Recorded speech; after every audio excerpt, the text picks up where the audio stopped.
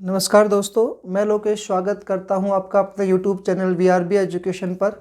दोस्तों, अपन ने पीछे वाली जो वीडियो थी उसमें पूरे संविधान निर्माण टॉपिक को कंप्लीट किया। संविधान क्या है, संविधान का निर्माण किस प्रकार से हुआ था, कंप्लीट किया।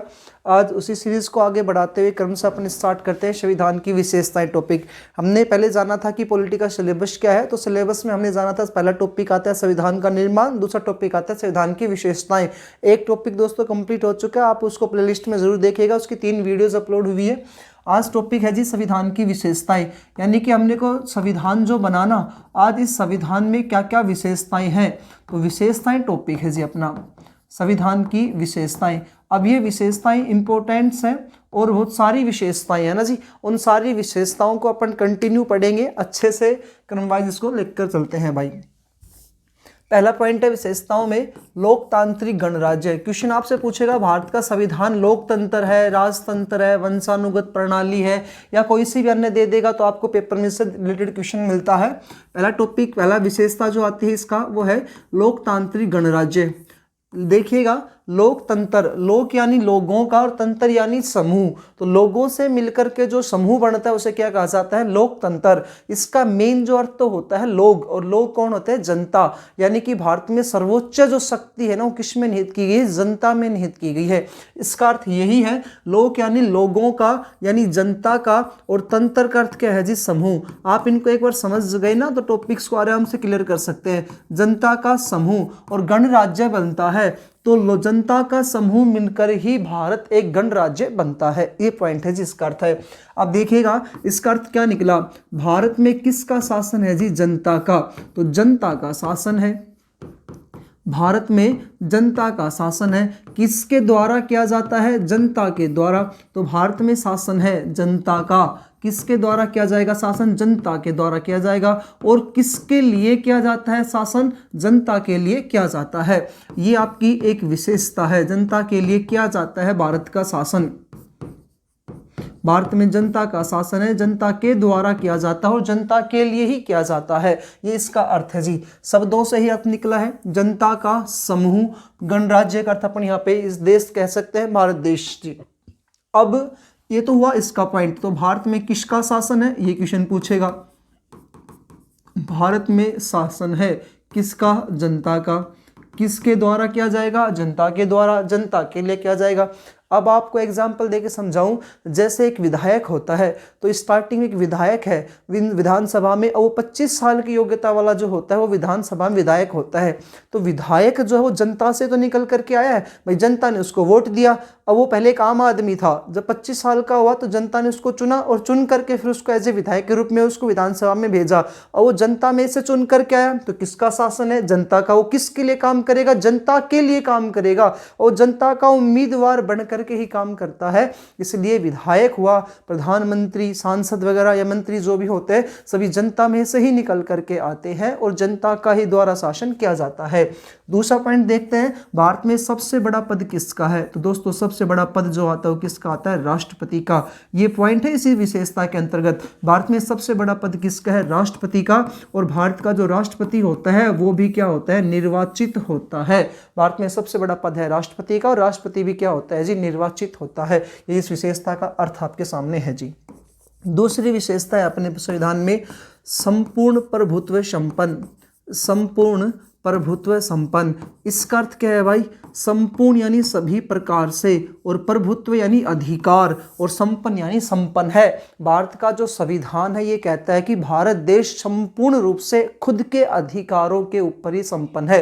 संपूर्ण प्रभुत्व संपन्न, इसका अर्थ क्या है कि हम लोग, भारत का जो संविधान है ना वो किसी, भारत का जो संविधान है वो किसी के ऊपर निर्भर थोड़ी ना है। हम तो लोग अपने खुद पर डिपेंड करते हैं, और अपने लोग किस पर डिपेंड करते हैं, जनता का संविधान है। संपूर्ण प्रभुत्व संपन्न का अर्थ है भारत के बाह्य और आंतरिक मामलों में, भारत के बाह्य व आंतरिक मामलों में कोई भी अन्य देश, मामलों में कोई भी अन्य देश हस्तक्षेप नहीं कर सकता। भारत के बाह्य और आंतरिक मामलों में कोई भी अन्य देश हस्तक्षेप नहीं कर सकता। ये जी इसका अर्थ है। और ये संपूर्ण प्रभुत्व संपन्न शक्तिशाली है, भारत नहीं कर सकता। ये दूसरी विशेषता का अर्थ है। पहली वाली जो विशेषता आई थी लोकतांत्रिक गणराज्य, जिसमें सबसे बड़ा पद राष्ट्रपति का होता है, राष्ट्रपति भी निर्वाचित होता है। भारत में शासन जनता का है, जनता के द्वारा किया जाता है और जनता के लिए ही किया जाता है। ये पॉइंट कह रहा है संपूर्ण प्रभुत्व संपन्नता। भारत के बाह्य व आंतरिक मामलों में कोई भी देश हस्तक्षेप नहीं कर सकता। इसका एग्जाम्पल जैसे अपन समझे, जैसे हमने धारा 370 को समाप्त किया नरेंद्र मोदी सरकार के द्वारा, जैसे धारा 370 को समाप्त की गई तो इमरान खान जो पाकिस्तान का जो प्रधानमंत्री था, उसने अंतर्राष्ट्रीय न्यायालय में अपील की और अपील के तहत उसने ये कहा कि भारत जो जम्मू कश्मीर वाला क्षेत्र था ये पाकिस्तान का अंग था, जिसको उसने अधिकार में ले लिया। तो वहाँ पर क्या स्थिति बनी, वहाँ यूएनओ के द्वारा या जैसे अंतर्राष्ट्रीय न्यायालय के द्वारा ये कहा गया भारत एक संपूर्ण प्रभुत्व संपन्न राष्ट्र है, इसके बाह्य व आंतरिक मामलों में हम हस्तक्षेप नहीं कर सकते। ये जिन्होंने कहा, ये संपूर्ण प्रभुत्व संपन्नशाली जो राष्ट्र होते हैं ये किस में शामिल होते हैं, यूएनओ में। और यूएनओ में वर्तमान में 193 देश शामिल हैं जी। तो 193 देशों के पास जो यूएनओ में शामिल है उनके पास कौन सी शक्ति है, संपूर्ण प्रभुत्व संपन्न शक्ति है। एक पॉइंट इसका ये है। और दूसरा पॉइंट इसका ये कहता है भारत में संपूर्ण शक्ति किस में विद्यमान है। तो दोस्तों क्वेश्चन आपसे पूछेगा भारत में संपूर्ण शक्ति, अभी तो ये कह रहा है कि भारत की संपूर्ण शक्ति जो है ना वो भारत में ही है, और फिर दूसरा क्वेश्चन कह रहा है कि अगर भारत में ही है तो भारत में भी किस में विद्यमान है। तो भारत में संपूर्ण शक्ति विद्यमान है, तो आपको ऑप्शन मिलेगा राष्ट्रपति, उपराष्ट्रपति, जनता, प्रधानमंत्री, इस प्रकार से। तो आपका सही आंसर क्या आएगा उसमें, जनता। यदि आपको ऑप्शन में जनता नहीं मिलता है तो आप क्या करोगे उसमें, संविधान। क्वेश्चन पूछेगा, देखो पॉलिटी का सबसे अच्छा पॉइंट ये होता है कि पॉलिटी के क्वेश्चंस आते हैं, संविधान के रिलेटेड क्वेश्चंस आएंगे और जितने भी आते हैं सिलेबस के अकॉर्डिंग ही आते हैं, सिलेबस के अंदर से ही आता है, पूरा निचोड़ है सिलेबस का जी।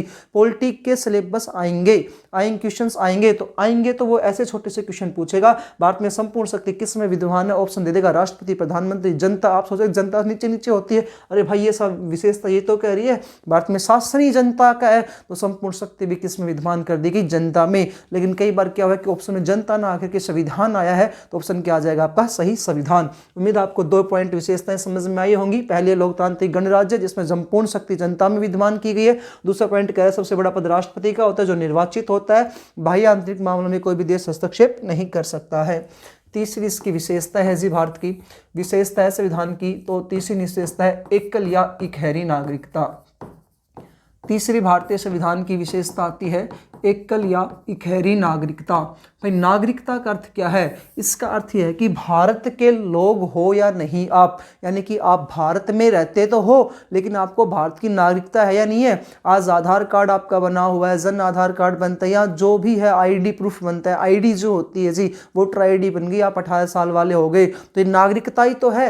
ये नागरिकता किसको मिलती है, तो उसके लिए क्या कहता है, भारत में सिर्फ और सिर्फ एक ही नागरिकता है, एकल यानी इकहरी नागरिकता है भारत के लोगों को। वो किसकी है, भारत की।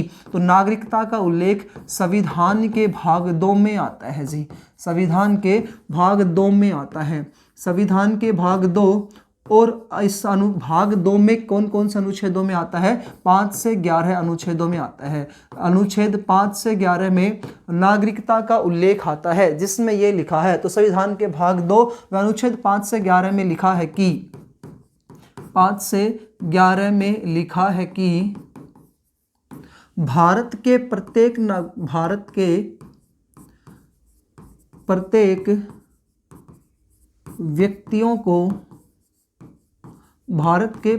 व्यक्तियों को केवल भारत की ही नागरिकता प्राप्त है, केवल भारत की ही नागरिकता प्राप्त है। ये इंपॉर्टेंट है जी, केवल भारत की ही नागरिकता प्राप्त है। आया समझ में, यानी कि अपन राजस्थान के है ना, तो ये नहीं हो सकता कि अपन राजस्थान की भी नागरिकता प्राप्त है, भारत की भी है, हरियाणा की भी है, गुजरात की भी है, कहीं भी स्टेट के हो, लेकिन आपको तो क्या कहना है जी, आई एम एन इंडियन, मैं तो भारतीय हूँ। और इस समय एक मूवी भी आई थी चक दे इंडिया मूवी, जो आपने मूवी देखी होगी, तो उसमें दिखाया गया था कि शाहरुख खान जो था उन लड़कियों से क्वेश्चंस पूछता है, बायोडाटा पूछता है कि आप अपने बारे में परिचय दो। तो उसमें से कुछ लड़कियां कहती है जी मैं हरियाणा से हूँ, मैं नेशनल खेली हुई हूँ, उसको रिजेक्ट कर कर दिया। दूसरी आई जी उसने कहा कि मैं गुजरात से हूँ, उसको रिजेक्ट कर दिया। तीसरी आई उसने कहा मैं राजस्थान से हूँ, रिजेक्ट कर दिया। लास्ट में एक लड़की आती है और वो कहते हैं जी आई एम एन इंडियन। तो हम रिप्रेजेंटेटिव किसको करते हैं, किसको प्रतिनिधि करते हैं, भारत को करते हैं जी। इसलिए भारत के लोगों को केवल किसकी नागरिकता प्राप्त है, भारत की ही नागरिकता प्राप्त है। ऐसा संविधान के भाग 2 अनुच्छेद 5 से 11 में लिखा है। मुझे आपको समझ में आया होगा। चौथी विशेषता आती है जी वयस्क मताधिकार। वयस्क मताधिकार यानी कि भारत के प्रत्येक लोगों को, कौन कौन ऐसे लोग हैं जिनको वोट देने का अधिकार है, मत देने का अधिकार, वोट देने का अधिकार किसको होता है, तो संविधान में वोट देने का अधिकार एक जवान व्यक्ति को है, यानी कि एक वयस्क को है जी। और वयस्क कौन होता है, उसके लिए क्या कह रहा है कि मूल संविधान में, यानी आपसे पूछूं कि मूल संविधान किस तारीख को बना था, तो उससे रिलेटेड हमने पहले वाली पूरे के पूरे वीडियो में डाला हुआ है कि संविधान वाले टॉपिक में, यानी कि मूल संविधान में मतदाता की आयु, अब मत का अधिकार किसको होता है, मतदाता को होता है, एक वोटर को होता है। तो मतदाता की आयु मूल संविधान में कितनी थी, तो आप बताओगे सर 21 वर्ष निर्धारित थी। वयस्क मताधिकार अगली विशेषता है। ये विशेषता कहती है कि मूल संविधान में मतदाता की आयु 21 वर्ष निर्धारित थी, लेकिन वर्तमान में ये जो मतदाता की आयु है ना, ये कितनी आती है, 18 वर्ष आती है जी। 21 वर्ष थी, वर्तमान में कितनी आती है, 18 वर्ष आती है। ये 21 से जो 18 घटाई गई है, जाहिर सी बात है संविधान में कुछ सुधार किया गया होगा तभी तो ये हुआ होगा। तो संविधान संशोधन, क्वेश्चन आपसे पूछेगा मतदाता की आयु 21 से 18 की गई तो संविधान में सुधार हुआ, संविधान में संशोधन हुआ। कौन से संविधान संशोधन के तहत इसको हटाया गया, तो 61वें संविधान संशोधन के तहत। 61वें संविधान संशोधन 1988 के तहत, और दोस्तों 1989 में क्या हो गया था, लागू हो गया था। इसलिए 88 या 89 जो भी पेपर में देख लीजिएगा। संविधान संशोधन कौन सा था, 61वां संविधान संशोधन 1988-89 में। दूसरा पॉइंट, किस प्रधानमंत्री के द्वारा ये किया गया था, तो प्रधानमंत्री थे राजीव गांधी। प्रधानमंत्री राजीव गांधी के द्वारा ये किया गया और उन्होंने क्या कर दिया, इसको हटा दिया। इन्होंने क्या किया जी, इनको हटा दिया। उस समय राष्ट्रपति कौन थे, तो राष्ट्रपति कौन थे जिन समय ये हटाया गया था, तो दोस्तों राष्ट्रपति जो थे उस समय 1988-89 में आर वेंकट रमन। क्या नाम है जी उनका, आर वेंकट रमन। इनके द्वारा हस्ताक्षर करके इस 61वें संविधान संशोधन को पारित करवाया गया, पारित किया गया, यानी कि लागू किया गया। उम्मीद है आपको समझ में आया होगा। मत देने का अधिकार एक मतदाता को होता है। मतदाता संविधान में वयस्क होता है। वयस्क कितनी उम्र का होता है, 21 वर्ष का होता है। ये जो 21 वर्ष का हमारे सामने आया, ये मूल संविधान में मतदाता की आयु थी, जो वर्तमान में कितनी है जी, 18 वर्ष है। 21 से 18 इसको सुधार किया गया, तो सुधार करना इस संविधान में क्या कहलाता है, संविधान संशोधन कहलाता है। ये संविधान संशोधन कौन से नंबर का था, 61वां, 1988 में हुआ, 1989 में लागू हो गया। प्रधानमंत्री राजीव गांधी थे और आर वेंकट रमन जो थे ये उस समय राष्ट्रपति थे, तो इनके समय में ये किया गया था। अगली विशेषता आती है दोस्तों 5वें नंबर की। 5वें नंबर की जो विशेषता है वो कहता है कि भारत का संविधान कठोर भी है और लचीला भी है। तो भारत का संविधान कठोर व लचीला, आपको मैंने पहले भी बताया था, संविधान के परिचय टॉपिक में हमने पढ़ा था कि भारत का संविधान सबसे कठोर भी है और सबसे लचीला भी है। सबसे कठोर जो आया था वो अमेरिका का आया था, सबसे लचीला ब्रिटेन का आया था, और एकमात्र कठोर लचीला संविधान किस देश का आता है, तो भारत का आता है। तो कठोर व लचीलेपन का समन्वय है भारत में, यानी कि मिला जुला रूप है, मिश्रित रूप है भारत का संविधान। किसका मिला हुआ है, कठोर भी संविधान है और लचीला भी संविधान है जी भारत का। आप ये स्लाइड टू स्लाइड विशेषता देखते जाना, उम्मीद है आपको अच्छे समझ में आएगा। यदि आपको कोई डाउट्स होते हैं तो आप इसको कमेंट में जरूर शेयर करें, और यदि आपकी कोई प्रॉब्लम्स है तो हम उसका निवारण पूर्ण रूप से करेंगे जी। कठोर व लचीलेपन का समन्वय मिश्रित रूप है भारत का संविधान, यानी कठोर भी होता है और लचीला भी होता है। अब ये किसका अर्थ क्या होता है आप समझिएगा। संविधान में एक भाग आता है, जैसे संविधान टोटल 22 भाग है, तो संविधान के भाग 20 और अनुच्छेद 368 में, संविधान के भाग 20 व अनुच्छेद 368 में ये लिखा है कि, अनुच्छेद 368 में ये लिखा है, 368 में क्या लिखा है, संविधान के भाग 20 व अनुच्छेद 368 में लिखा है कि संविधान संशोधन, संविधान में सुधार करना ही क्या कहलाता है भाई, संविधान संशोधन कहलाता है। संविधान संशोधन केवल और केवल कौन करती है? संसद करती है। संसद के 2 सदन करते हैं। पहला सदन होता है राज्यसभा, दूसरा सदन होता है लोकसभा। राज्यसभा 2/3 बहुमत से कोई भी बिल पास करती है, उसके बाद ये लोकसभा में जाता है। लोकसभा भी 2/3 बिल से इसको क्या करती है जी? पास करती है। तो इस प्रकार से कोई भी बिल पेश किया जाता है और जैसे इन दोनों ने पास किया और अंतिम हस्ताक्षर उस पर कौन कर देता है? राष्ट्रपति करता है। और जैसे ही राष्ट्रपति ने हस्ताक्षर किए तो कोई भी विधेयक या अधिनियम आता है, वो विधेयक जो आता है, कोई बिल आता है, वो राष्ट्रपति के हस्ताक्षर करते ही क्या बन जाता है? अधिनियम बन जाता है, एक्ट बन जाता है, संविधान में सुधार हो जाता है। वो क्या हो जाता है जी? संविधान संशोधन होता है। दोबारा से देखिएगा, भारत का संविधान कठोर भी है, लचीला भी है। इसको अच्छे से समझाने की कोशिश करूंगा। संविधान के भाग 20 व अनुच्छेद 368 में लिखा है कि संविधान संशोधन केवल और केवल संसद कर सकती है। अब संसद का अर्थ यहाँ पे क्या है? राज्यसभा, लोकसभा, राष्ट्रपति, तीनों ही है भाई। अंग में राष्ट्रपति भी आता है, राज्यसभा भी आता है, लोकसभा। सदन में आते हैं 2, राज्यसभा और लोकसभा। संसद के दोनों सदन जब 2/3 बहुमत से कोई भी बिल पेश या विधेयक को पास करते हैं तो अंतिम हस्ताक्षर जैसे राष्ट्रपति करेगा पारित माना जाएगा और उसी समय जो विधेयक या बिल था वो क्या माना जाता है? उसी समय वो अधिनियम बन जाता है। ये तो इसका लचीला रूप है जी। ये कैसा है? लचीला रूप है। अब आप सर कहोगे कैसे पता चला? तो भाई पता चलने के पीछे ये होता है कि संसद में बहुमत होता है। संसद में बहुमत होता है लोकसभा में, यानी कि वह सदन जिसको बहुमत मिले वह लोकसभा में पाया जाता है। वह उसकी सरकार बनती है जिसको क्या पाया जाता है भाई? बहुमत पाया जाता है। बहुमत मंत्री परिषद का होता है। तो लोकसभा में मंत्री परिषद होती है, जिसको बहुमत मिलता है वो संसद में जाकर के बैठ जाते हैं, प्रधानमंत्री बनता है। ऐसे अगर अपन राज्यों की बात करते हैं तो विधानसभा में विधायक जो होकर के वही मुख्यमंत्री बनते हैं। तो संसद जो होती है वो 2/3 बहुमत से बिल को पेश करती है या पास करती है और राष्ट्रपति अंतिम हस्ताक्षर करता है। तो बहुमत होने की वजह से कैसा रूप है? लचीला रूप है। एक पॉइंट आपको लचीला का मेरे ख्याल समझ में आ गया होगा। अब बात करते हैं कठोर की। कठोर का अर्थ क्या होता है दोस्तों? अपन एक टॉपिक आएगा विशेषताओं में ही, 7वीं अनुसूची। उस 7वीं अनुसूची का नाम आता है संघवाद या संघात्मक शासन। उसमें यह लिखा है कि 3 प्रकार की सूचियां होती है। कितने प्रकार की सूची है जी? 3 प्रकार की सूची है। पहली सूची का नाम आता है संघ सूची, दूसरी सूची का नाम है भाई राज्य सूची और तीसरी सूची का नाम आता है समवर्ती सूची। संघ सूची, राज्य सूची, समवर्ती सूची, ये जो सूची है ना जी, इनके ऊपर कानून बनाया जाता है। यानी कि इनके ऊपर कौन कानून बना सकता है ऐसा लिखा हुआ है। ये इनके अंदर विषय निर्धारित कर रखे हैं कि इस विषय पर कानून ये लोग बनाएंगे। इस प्रकार से जैसे संघ सूची में वर्तमान में पहले इसमें 97 विषय थे, आज वर्तमान में इसमें 100 विषय है। तो दोस्तों इसमें जो 97 या 100 जो विषय है इनके ऊपर कानून कौन सी सरकार बनाती है? तो कानून बनाने के लिए सरकार कौन सी आ गई? केंद्र सरकार कानून बनाएगी। कौन सी सरकार कानून बनाएगी संघ सूची के विषयों पर? केंद्र सरकार, यानी कि प्रधानमंत्री, लोकसभा में जो मंत्रिपदल होता है वो सरकार कानून बनाती है। राज्य सरकार में दोस्तों वर्तमान में पहले 66 विषय थे, आज 61 विषय है। इन पर कौन सी सरकार कानून बनाती है? राज्य सरकार कानून बनाती है। हर एक राज्य है, 28 के 28 राज्यों में राज्य सरकार है भाई, वो राज्य सरकार एक कानून बनाती है 61 विषयों पर। इसके अलावा पहले इसमें 52 विषय, 47 विषय थे और वर्तमान में दोस्तों इसमें 52 विषय आते हैं समवर्ती सूची में। इसके ऊपर ध्यान से देखिएगा, यहाँ पर केंद्र सरकार भी कानून बनाएगी और राज्य सरकार भी कानून बनाती है। यानी कि समवर्ती सूची के विषयों पर कानून कौन सरकार बनाती है? केंद्र भी बनाती है, राज्य भी बनाती है। अब आप सोच रहे हो सर कठोर लचीला पढ़ा रहे थे, 7वीं अनुसूची कहाँ से लेकर के आगे? भाई यहाँ पर इसका पॉइंट है। पॉइंट क्या कहता है आप समझिएगा, एक बार दोबारा से रिपीट कर रहा हूं।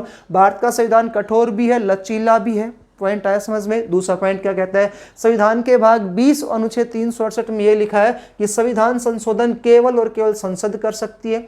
यह हो गया इसका लचीला रूप। उसके पीछे रीजन आया, संसद में बहुमत होता है, बहुमत वाली सरकार बनती है, तो बहुमत से आराम से लचीला रूप होता है। दूसरा पॉइंट क्या कहता है?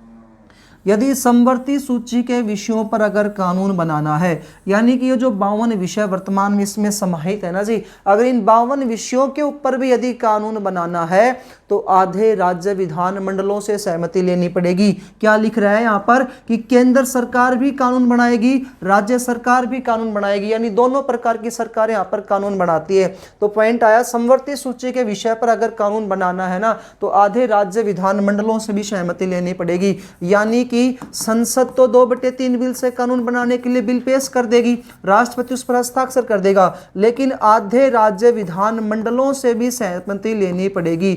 आधे राज्य विधानमंडलों का अर्थ यहाँ पर यह है कि 28 राज्यों में से जब तक 14 राज्य, आधे राज्य विधानमंडल जो है यानी कि 14 राज्य जब तक सहमति नहीं दे देते हैं तब तक यह बिल पास नहीं होगा। कौन सा बिल पास नहीं होगा भाई? समवर्ती सूची के विषय पर जो कानून बनाना है ना, तब तक पास नहीं होगा। अब आप सोच के देखो, केंद्र में तो है प्रधानमंत्री बीजेपी की सरकार। यदि अपन बात करें जैसे राजस्थान में, अभी तो पहले कांग्रेस की सरकार थी, बीजेपी की सरकार वहाँ पे, तो पहले कांग्रेस की सरकार वाले जो है वो बीजेपी की सरकार की बात क्यों मानेंगे? तो ये पॉइंट होता है यहाँ पर। तो आधे राज्य विधानमंडल यानी कि 28 राज्यों में से अगर 14 राज्य जब तक इसको 2/3 बिल से पास नहीं करते हैं तब तक बिल पास नहीं माना जाता है। इसलिए भारत का संविधान कठोर भी है और लचीला भी है। ये पॉइंट आता है संघवाद या संघात्मक शासन टॉपिक में। उम्मीद आपको समझ में आया होगा। ये आपकी 5 विशेषता थी, कठोर व लचीलापन का समन्वय या इसका मिश्रित रूप है भारत का संविधान। आगे बात करते हैं विशेषताओं में ही, संसदीय शासन व्यवस्था। संसदीय शासन व्यवस्था, संसदीय शासन व्यवस्था, इसका अर्थ ये है कि संसद की शासन व्यवस्था जो होती है किस प्रकार से काम करती है। तो इसमें संसद हेडिंग है। अब संसद के 2 सदन होते हैं, एक है भाई राज्यसभा और दूसरा कौन सा आता है इसमें? लोकसभा। राज्यसभा और लोकसभा। राज्यसभा वो है जो स्थायी सदन है, लोकसभा वो है जो अस्थायी सदन है। राज्यसभा की सीट यहाँ पर देखिएगा आप, इसके सदन तो हो गए 2, तो संसद के सदन कितने होते हैं? 2। एक है जी राज्यसभा, दूसरा आएगा लोकसभा। और बात करें इसके अंग की, तो अंग में कौन शामिल हो जाते हैं? 3। पहला अंग में शामिल होगा इसमें राष्ट्रपति, संसद का अभिन्न अंग होता है राष्ट्रपति। दूसरा इसके दोनों सदन आ जाएंगे, राज्यसभा, और तीसरा इसमें आ जाएगा लोकसभा। राज्यसभा की सीट जो है वो 245 है, लोकसभा की सीट 545 थी, लेकिन वर्तमान में कितनी है? 543 है भाई। 543 यहाँ पर, क्योंकि प्रधानमंत्री नरेंद्र मोदी सरकार के द्वारा एंग्लो इंडियन के पद को क्या कर दिया गया? समाप्त कर दिया गया। इसलिए यहाँ पर सीट कितनी आती है? 543। इन 245 को अपन 2 भागों में विभाजित करेंगे। एक है निर्वाचित सदस्य, यानी कि राज्यसभा में कितने सदस्य ऐसे होते हैं जिनके चुनाव होते हैं, चाहे अप्रत्यक्ष रूप से ही हो लेकिन हो तो रहे हैं ना। निर्वाचित सदस्य कितने होते हैं? 233 सदस्य यहाँ पे निर्वाचित होते हैं और 12 सदस्य यहाँ पर कैसे होते हैं? मनोनीत होते हैं, मनोनीत किए जाते हैं। यानी राज्यसभा में 12 सदस्यों को राष्ट्रपति के द्वारा 12 सदस्यों को मनोनीत किया जाता है। वो कौन कौन से क्षेत्रों में मनोनीत किए जाते हैं? तो वो क्षेत्र है कला, विज्ञान, साहित्य, कला, विज्ञान, साहित्य, समाज सेवा और खेल।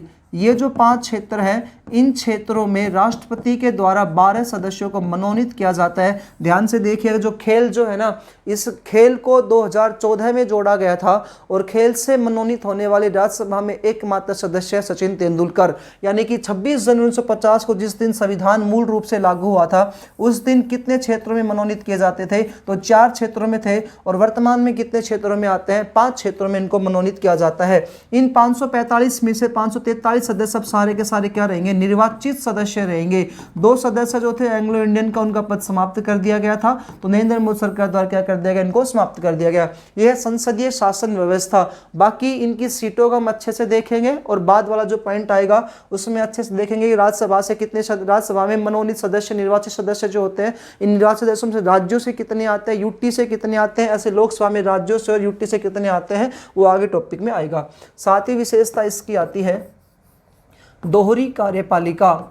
यानी कि भारतीय जो संविधान है इसमें कार्यपालिका कितने प्रकार की होती है? दोहरी होती है। 2 प्रकार की कार्यपालिका होती है।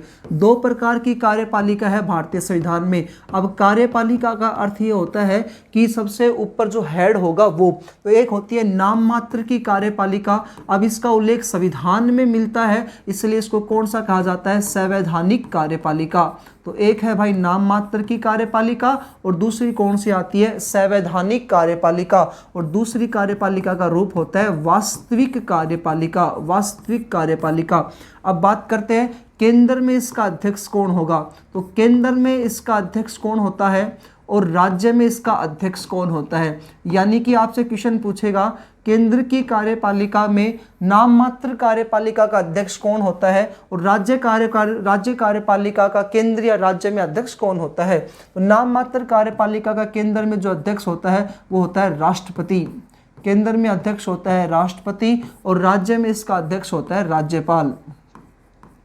नाम मात्र का राज्य में कौन आएगा, राज्यपाल, और केंद्र में आएगा राष्ट्रपति। क्यों? क्योंकि ये राष्ट्रपति और राज्यपाल जो होते हैं किसकी सलाह से कार्य करते हैं, तो वहाँ की विधानसभा या लोकसभा या मंत्री परिषद की सहायता से ही क्या करते हैं, काम करते हैं। वास्तविक कार्यपालिका किसके हाथों में होती है, तो केंद्र में तो अधीन होगी पीएम के अधीन और राज्यों में किसके अधीन आ जाती है, ये सीएम के अधीन आती है। तो क्वेश्चन पूछेगा भारत की कार्यपालिका के कितने रूप हैं, 2 रूप हैं। एक है नाम मात्र कार्यपालिका या संवैधानिक कार्यपालिका और दूसरी कार्यपालिका आती है इसमें वास्तविक कार्यपालिका। वास्तविक कार्यपालिका का केंद्र में अध्यक्ष प्रधानमंत्री होता है और राज्य में होता है इसमें सीएम। ऐसे ही केंद्र में अध्यक्ष होगा नाम मात्र या संवैधानिक का राष्ट्रपति, जो कि वही सब सर्वेसर्वा होते हैं। राज्य में सर्वेसर्वा कौन होते हैं, राज्यपाल होते हैं। इसकी 7वीं विशेषता थी। 8वीं विशेषता है स्वतंत्र व एकीकृत न्यायपालिका। स्वतंत्र व एकीकृत न्यायपालिका। अब आपने पहले वाले जो वीडियो था जिसमें हमने सिलेबस बताया था उसमें कार्यपालिका, व्यवस्थापिका, न्यायपालिका इसको विस्तार से समझाया था कि कार्यपालिका में कितने सदस्य होते हैं, व्यवस्थापिका में क्या स्थिति है, न्यायपालिका में क्या स्थिति है। आप वो वीडियो जरूर देखिएगा तो उससे आपका जो बेस जो है वहाँ से स्टार्टिंग तैयार हो जाएगा। स्वतंत्र व एकीकृत न्यायपालिका, इसका अर्थ क्या है, आज जो देश की शासन व्यवस्था है ना तो उसमें न्यायपालिका का एक अहम योगदान है। सबसे ऊपर सर्वोच्च न्यायालय होता है, उसके नीचे फिर हाई कोर्ट होते हैं और हाई कोर्ट के नीचे कौन होते हैं, डिस्ट्रिक्ट कोर्ट होते हैं। 28 जनवरी 1950 को नई दिल्ली में सुप्रीम कोर्ट का गठन किया गया था जिसमें 1 + 7 = 8 न्यायाधीश थे। तो वर्तमान में संख्या 1 + 33 34 हो चुकी है। यदि आपको न्याय अगर डिस्ट्रिक्ट कोर्ट में नहीं मिलता तो हाई कोर्ट में अपील कर सकते हो और हाई कोर्ट में नहीं मिलता आप किस में कर सकते हो, सुप्रीम कोर्ट में अपील कर सकते हो। ये अपना है एकीकृत न्यायपालिका का अर्थ, यानी कि क्रम वाइज है। यदि हाई कोर्ट में न्याय नहीं मिला डिस्ट्रिक्ट कोर्ट में, हाई कोर्ट डिस्ट्रिक्ट कोर्ट न्याय मिला हाई कोर्ट में जाओ, हाई कोर्ट नहीं मिलता आप सुप्रीम कोर्ट में इसको अपील कर सकते हो। तो सुप्रीम कोर्ट, हाई कोर्ट और डिस्ट्रिक्ट कोर्ट। इसके अलावा है स्वतंत्र न्यायपालिका। स्वतंत्र न्यायपालिका का अर्थ यहाँ पर यह है संविधान का एक भाग है। तो संविधान के भाग 4 में, संविधान के भाग 4 व अनुच्छेद है 50, उसमें क्या लिखा है कि भारत की न्यायपालिका का कार्यपालिका से पृथक्करण होगा। भारत की न्यायपालिका का कार्यपालिका से पृथक्करण होगा। इसका अर्थ क्या है जी, अलग होगी। कार्यपालिका अलग काम करेगी और न्यायपालिका अलग कार्यक्रम करेगी। यानी कि ये जो केंद्रीय या राज्य सरकारी की जो कार्यपालिका होती है ना, supreme court, high court, district court के मामलों में कोई हस्तक्षेप नहीं कर सकती है। जैसे एग्जांपल देकर के बताऊं मैं आपको, तो एक सारणी सी बना रहे हैं। बाकी मैंने आपको पूर्ण रूप से देश की शासन व्यवस्था के 3 अंग कार्यपालिका, व्यवस्थापिका और न्यायपालिका को पूर्ण रूप से आपको समझाया था। पहली वाली वीडियो में संविधान के परिचय पत्र में हमने इसको जान लिया था, फिर भी आपको देख लीजिएगा। कार्यपालिका जो है ये या न्यायपालिका, अब 2 प्रकार की सरकार होती है, केंद्र सरकार और राज्य सरकार। केंद्र में तो होता है सुप्रीम कोर्ट और राज्यों में होते हैं हाई कोर्ट, और हाई कोर्ट के नीचे कौन आते हैं, डिस्ट्रिक्ट कोर्ट। हाई कोर्ट और डिस्ट्रिक्ट कोर्ट, तो इस प्रकार की तो अपनी न्यायपालिका आ गई है ना जी, केंद्र और राज्य की। बात करते हैं केंद्र की कार्यपालिका और राज्य की कार्यपालिका।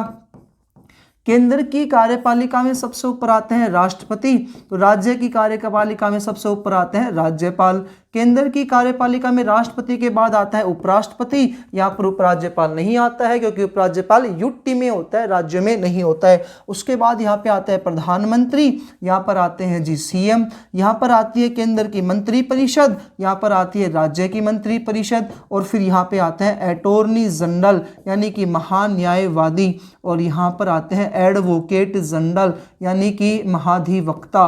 अब पॉइंट ये है, ये अनुच्छेद 50 क्या कहता है? अनुच्छेद 50 ये कहता है कि ये न्याय कार्यपालिका के सदस्य यानी केंद्र और राज्य कार्यपालिका के सदस्य ये जो है ना, ये न्यायपालिका के किसी भी मामलों में हस्तक्षेप नहीं कर सकते। इसलिए भारत की न्यायपालिका कैसी है? स्वतंत्र रूप से कार्य करती है और एक क्रम से काम करती है। High court, district court, supreme court एकीकृत न्यायपालिका के रूप में कार्य करती है। उम्मीद आपको दोनों विशेषताएं समझ में आई होंगी, दोहरी कार्यपालिका, स्वतंत्र व एकीकृत न्यायपालिका। आगे बात करते हैं अपन विशेषता नंबर 9। इस विशेषता नंबर 9 का नाम है बच्चा त्रिस्तरीय शासन व्यवस्था। त्रिस्तरीय शासन व्यवस्था ये कहता है कि सरकार दो प्रकार की नहीं होती है, सरकार होती है तीन प्रकार की। सरकार दो प्रकार की नहीं होती है, सरकार होती है तीन प्रकार की। सर अभी तो आपने बताया कार्यपालिका, व्यवस्थापिका, न्यायपालिका, दो प्रकार सरकार है, लेकिन संविधान में एक सरकार और बना दी गई है, वो आप देखिएगा कौन कौन सरकार है। तो बच्चा पहली सरकार जिसमें आती है केंद्र सरकार, केंद्र सरकार। दूसरी सरकार इसमें आती है जी राज्य सरकार, वही है राज्यपाल, मुख्यमंत्री, विधानसभा, विधान परिषद, एडवोकेट जनरल या मंत्री परिषद। ऐसे ही केंद्र सरकार में वही है राष्ट्रपति, उपराष्ट्रपति, प्रधानमंत्री, मंत्री परिषद, अटॉर्नी जनरल, इसके अलावा संसद, फिर सुप्रीम कोर्ट। वो सारे केंद्र सरकार में आते हैं, ये राज्य सरकार में आते थे ना जी। दोबारा से मेरे ख्याल से लिखने की जरूरत तो है नहीं, फिर भी यदि आपको समझ में नहीं आया तो फिर से देख लो आप। ये प्रकार की शासन व्यवस्था है। कार्यपालिका तो केंद्र की कार्यपालिका, इसमें कौन आता है सबसे ऊपर? राष्ट्रपति आएगा, उसके बाद कौन आएगा जी? उपराष्ट्रपति आएगा, फिर कौन आएगा? प्रधानमंत्री आएगा, फिर प्रधानमंत्री की मंत्रिपरिषद आ जाएगी। उसके अलावा फिर इसमें आता है अटॉर्नी जनरल, महान्यायवादी, देश का सबसे बड़ा वकील आता है।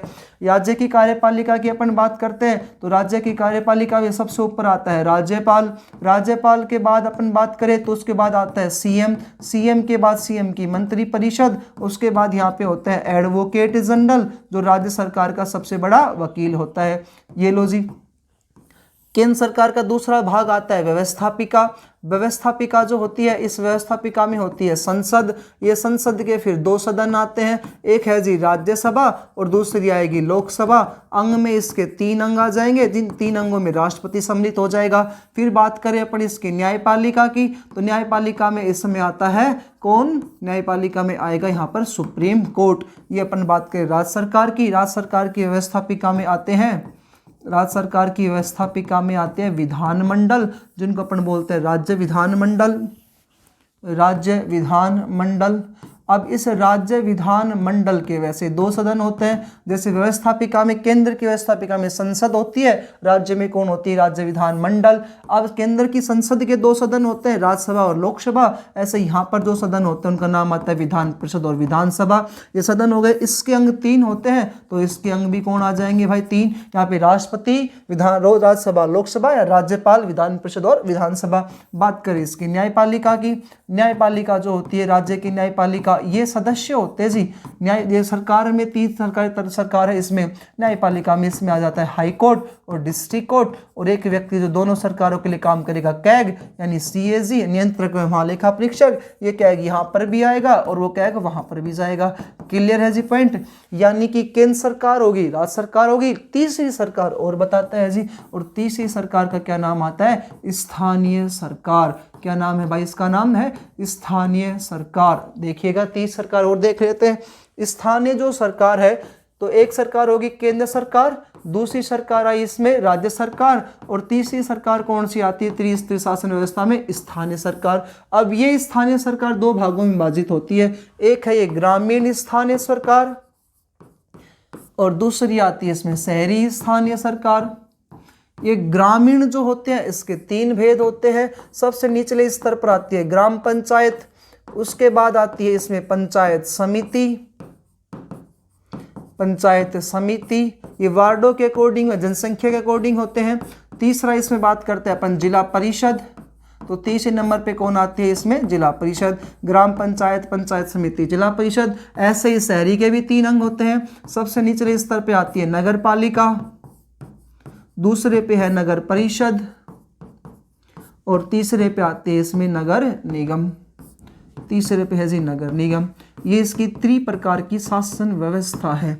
दोबारा से देखिएगा, हमने पढ़ा त्रिस्तरीय शासन व्यवस्था। त्रिस्तरीय शासन व्यवस्था में सबसे पहले आता है केंद्र सरकार, दूसरे पे आता है राज्य सरकार। अभी केंद्र सरकार के सदस्य है, राज्य सरकार के सदस्य है, और तीसरी सरकार कौन सी आती है? स्थानीय सरकार। इस स्थानीय सरकार के जो अंग होते हैं वो पहला अंग है ग्रामीण स्थानीय सरकार और दूसरा है शहरी स्थानीय सरकार। अब जो ग्रामीण जो होते हैं उसके 3 अंग होते हैं, शहरी जो होते हैं इसके 3 अंग होते हैं। तो ये नंबर आपकी 9 विशेषता होगी। 9 विशेषता के बाद अगर 10वीं विशेषता पर चल रहे अपन, तो 10वीं विशेषता का जो नाम आता है वो है भाई भाग। अब अपने स्टार्ट करेंगे, इसमें 2 छोटी छोटी विशेषता बची। अनुसूची, छोटी छोटी विशेषता कंप्लीट हुई, इसके अलावा आती है अब ये अलग अलग टॉपिक में पढ़ेंगे अनुसूचियाँ। हमने पढ़ा था मूल संविधान में 8 अनुसूचियाँ थी, अब 12 हो गई है। उसके बाद अपने स्टार्ट करेंगे इसमें प्रस्तावना, तो प्रस्तावना टॉपिक है। अब उसके बाद अपने टॉपिक में आते हैं भाग 1। ये विशेषताओं में ही चलेंगे सारे के सारे। भाग 1 जिसमें अनुच्छेद आते हैं 1 से 4 तक। अब ये जो भाग 1 या अनुच्छेद 1 से 4 जो है ना, इसमें आता है राज्यों का संघ, यानी भारत के बारे में आता है। भारत में नए राज्यों का निर्माण करना, प्रवेश करना, ये सारे टॉपिक भाग 1 में आएगा। राज्यों का संघ या संघ शासित क्षेत्र वगैरह। ये 13 जो पॉइंट विशेषता में अपन बात करेंगे इसमें आती है भाग 2।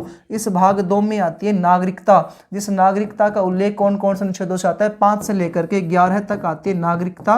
भाग 1 का नाम है संघ व राज्य, तो संघ व राज्य यानी केंद्र सरकार और राज्य सरकार के बारे में बताता है इसमें। तीसरा अगला पॉइंट इसमें विशेषता में 14 नंबर पे आता है भाग 3।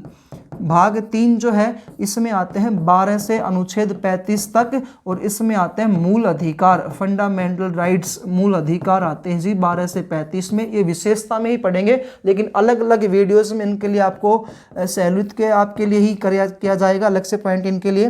15वां पॉइंट आता है इसमें भाग 4, जो अनुच्छेद आएंगे 36 से लेकर के 51 तक, जिसमें आते हैं राज्य के नीति निर्देशक तत्व, राज्य के नीति निर्देशक तत्व।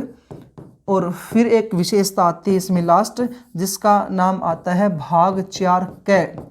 और ये भाग 4 क जो है ये अनुच्छेद 51 क में आती है, और इसमें आते हैं फंडामेंटल ड्यूटीज़, मूल कर्तव्य। तो ये अपना विशेषता में है जी। पहली विशेषता से एक बार फिर से रिपीट कर देते हैं। हमने टॉपिक डाला है संविधान की विशेषताएं, और संविधान की विशेषताओं में जो संविधान बना था उस संविधान में क्या क्या विशेषताएं आप वो देखिएगा। पहली जो विशेषता आई थी हमारे संविधान की वो है लोकतांत्रिक गणराज्य, जिसमें किसका शासन होता है? जनता का। दूसरी जो इसमें विशेषता आई है वो संपूर्ण प्रभुत्व संपन्न, ये कहता है कि भारत में संपूर्ण शक्ति जनता में निहित की गई, जनता ना आए तो क्या आ जाएगा? इसमें संविधान आ जाएगा। उसके बाद बात करें एकल या इकहरी नागरिकता। भारत में प्रत्येक वर्ग के या प्रत्येक राज्यों या यूटी को केवल एक ही नागरिकता किसकी आती है? भारत की नागरिकता प्राप्त है। लेकिन जम्मू कश्मीर इसका अपवाद था धारा 370 के तहत, जिसको 2019 में क्या कर देगा? समाप्त कर देगा। वहां पर दोहरी नागरिकता प्राप्त थी। वयस्क मताधिकार आयु इसमें 21 से थी, इसे 18 कर दिया गया प्रधानमंत्री राजीव गांधी के द्वारा। 5 विशेषता है, भारत का संविधान कठोर भी है और लचीला भी है, तो इसका समन्वय रूप आता है। कठोर क्या होता है, लचीला क्या होता है, इसको अच्छे डायग्राम के रूप में हमने समझा है। उसके बाद एक विशेषता आती है संसदीय शासन व्यवस्था, जिसके 2 सदन और 2 अंग है। 7वां पॉइंट आता है दोहरी प्रकार की कार्यपालिका, यानी कार्यपालिका 2 रूप में कार्य करेगी, एक नाम मात्र या संवैधानिक, दूसरी इसकी आती है वास्तविक कार्यपालिका। स्वतंत्र एकीकृत न्यायपालिका, एक रूप में होती है न्यायपालिका, स्वतंत्र रूप से कार्य करती है। उसके बाद इसका अगला पॉइंट आता है 9वां कि त्रिस्तरीय शासन व्यवस्था, 3 प्रकार की शासन व्यवस्था है, केंद्र सरकार, राज्य सरकार और स्थानीय सरकार। स्थानीय सरकार को अपन ने 2 भागों में विभाजित किया है, एक है ग्रामीण और दूसरी आती है शहरी। उसके बाद ये जो बड़े टॉपिक्स हैं, अनुसूचियां, प्रस्तावना, भाग 1, 2, 3, 4 क, तो यानी कि अनुच्छेद 1 से लेकर के और 51 क तक ये अपनी विशेषताओं में पढ़ेंगे। और विशेषताओं में आता है उसके बाद आएगी केंद्र सरकार, फिर राज्य सरकार, फिर स्थानीय सरकार। तो इस प्रकार से अपना टॉपिक उसमें क्लियर हो जाएगा। उम्मीद है दोस्तों आपके टॉपिक समझ में आया होगा। यदि अच्छा लगता है तो अपने दोस्तों के साथ शेयर करें, और जितने भी कॉम्पिटिटिव एग्जाम्स हैं उनमें ये संविधान टॉपिक वेरी वेरी इंपॉर्टेंट है, और कंटिन्यू आपको इसकी वीडियोज मिलती रहेंगी प्लेलिस्ट में। मिलते हैं दोस्तों अन्य वीडियो में, धन्यवाद।